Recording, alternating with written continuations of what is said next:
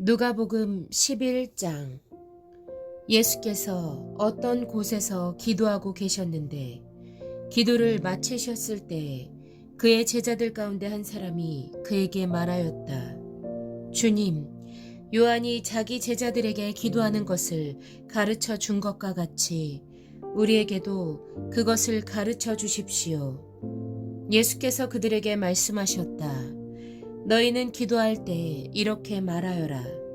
아버지, 그 이름을 거룩하게 하여 주시고 그 나라를 오게 하여 주십시오. 날마다 우리에게 필요한 양식을 내려 주십시오.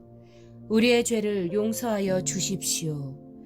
우리에게 빚진 모든 사람을 우리가 용서합니다. 우리를 시험에 들지 않게 하여 주십시오. 예수께서 그들에게 말씀하셨다. 너희 가운데 누구에게 친구가 있다고 하자. 그가 밤중에 그 친구에게 찾아가서 그에게 말하기를 여보게 내게 빵 3개를 구워주게. 내 친구가 여행 중에 내게 왔는데 그에게 내놓을 것이 없어서 그러네 할 때 그 사람이 안에서 대답하기를 나를 괴롭히지 말게. 문은 이미 닫혔고 아이들과 나는 잠자리에 누웠네. 내가 지금 일어나서 자네의 청을 들어줄 수 없네 하겠느냐. 내가 너희에게 말한다.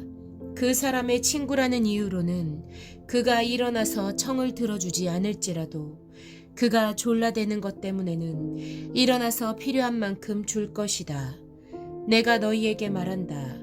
구하여라. 그리하면 너희에게 주실 것이다. 찾아라. 그리하면 찾을 것이다. 문을 두드려라. 그리하면 너희에게 열어주실 것이다. 구하는 사람마다 받을 것이요. 찾는 사람마다 찾을 것이요. 문을 두드리는 사람에게 열어주실 것이다. 너희 가운데 아버지가 된 사람으로서 아들이 생선을 달라고 하는데 생선 대신에 뱀을 줄 사람이 어디 있으며 달걀을 달라고 하는데 전갈을 줄 사람이 어디에 있겠느냐. 너희가 악할지라도 너희 자녀에게 좋은 것들을 줄 줄 알거든. 하물며 하늘에 계신 아버지께서야 구하는 사람에게 성령을 주시지 않겠느냐. 예수께서 귀신을 하나 내쫓으셨는데 그것은 벙어리 귀신이었다. 그 귀신이 나가니 말 못하는 사람이 말을 하게 되었다. 그래서 무리가 놀랐다. 그들 가운데서 더러는 이렇게 말하였다. 그가 귀신들의 두목인 바알세불의 힘을 빌어서 귀신을 내쫓는다. 또 다른 사람들은 예수를 시험하여 하늘에서 내리는 표징을 보여달라고 그에게 요구하였다. 그러나 예수께서는 그들의 생각을 아시고서 이렇게 말씀하셨다.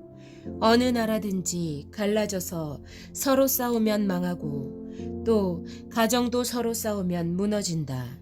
그러니 사탄이 갈라져서 서로 싸우면 그 나라가 어떻게 서 있겠느냐. 너희는 내가 바알세불을 힘입어 귀신을 내쫓는다고 하는데 내가 바알세불을 힘입어 귀신을 내쫓는다면 너희의 추종자들은 누구를 힘입어 귀신을 내쫓는다는 말이냐. 그러므로 그들이야말로 너희의 재판관이 될 것이다. 그러나 내가 하나님의 능력을 힘입어 귀신들을 내쫓으면 하나님 나라가 너희에게 이미 온 것이다. 힘센 사람이 완전히 무장하고 자기 집을 지키고 있는 동안에는 그의 소유는 안전하다. 그러나 그보다 더 힘센 사람이 달려들어서 그를 이기면 그가 의지하는 무장을 모두 해제시키고 자기가 노력한 것을 나누어 준다. 나와 함께 하지 않는 사람은 나를 반대하는 사람이요. 나와 함께 모으지 않는 사람은 해치는 사람이다. 악한 귀신이 어떤 사람에게서 나온다고 하면 그 귀신은 쉴 곳을 찾느라고 물 없는 곳을 헤맨다. 그러나 그 귀신은 찾지 못하고 말하기를 내가 나온 집으로 되돌아가겠다 한다. 그런데 와서 보니 집은 말끔히 치워져 있고 잘 정돈되어 있었다. 그래서 그 귀신은 가서 자기보다 더 악한 딴 귀신 7을 데리고 와서 그 집에 들어가 자리를 잡고 산다. 그러면 그 사람의 나중 형편이 처음보다 더 비참하게 된다. 예수께서 이 말씀을 하고 계실 때 무리 가운데서 한 여자가 목소리를 높여 그에게 말하였다. 당신을 뵌 태와 당신을 먹인 젖은 참으로 복이 있습니다. 그러나 예수께서 이렇게 말씀하셨다. 오히려 하나님의 말씀을 듣고 지키는 사람이 복이 있다. 무리가 모여들 때 예수께서 말씀하기 시작하셨다. 이 세대는 악한 세대다. 이 세대가 표징을 구하지만 이 세대는 요나의 표징밖에는 아무 표징도 받지 못할 것이다. 요나가 니느웨 사람들에게 표징이 된 것과 같이 인자 곧 나도 이 세대 사람들에게 그러할 것이다. 심판 때에 남방 여왕이 이 세대 사람들과 함께 일어나서 이 세대 사람들을 정죄할 것이다. 그 여왕은 솔로몬의 지혜를 들으려고 땅끝에서부터 찾아왔기 때문이다. 그러나 보아라, 솔로몬보다 더 큰 이가 여기에 있다. 심판 때에 니느웨 사람들이 이 세대 사람들과 함께 일어나서 이 세대 사람들을 정죄할 것이다. 그들은 요나의 선포를 듣고 회개했기 때문이다. 그러나 보아라, 요나보다 더 큰 이가 여기에 있다.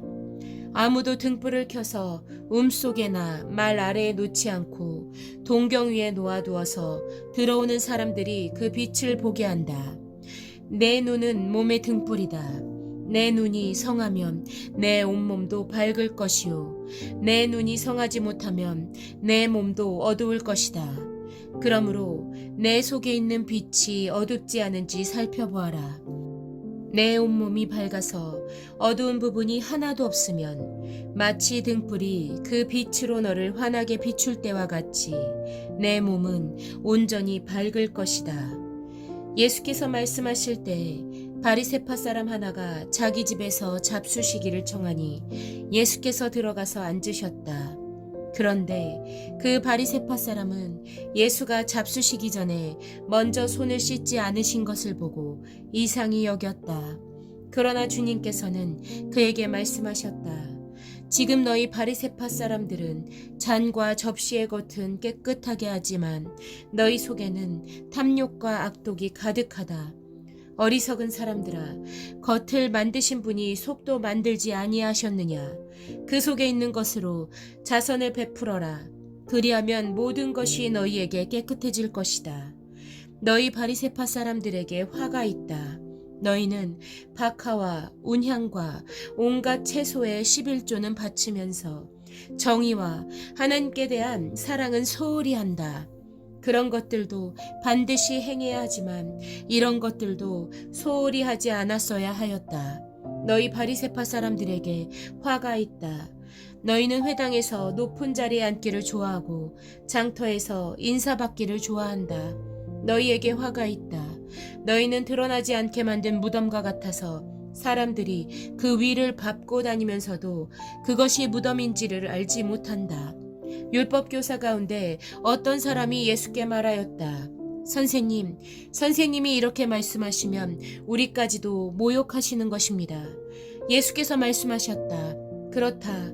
너희 율법교사들에게도 화가 있다.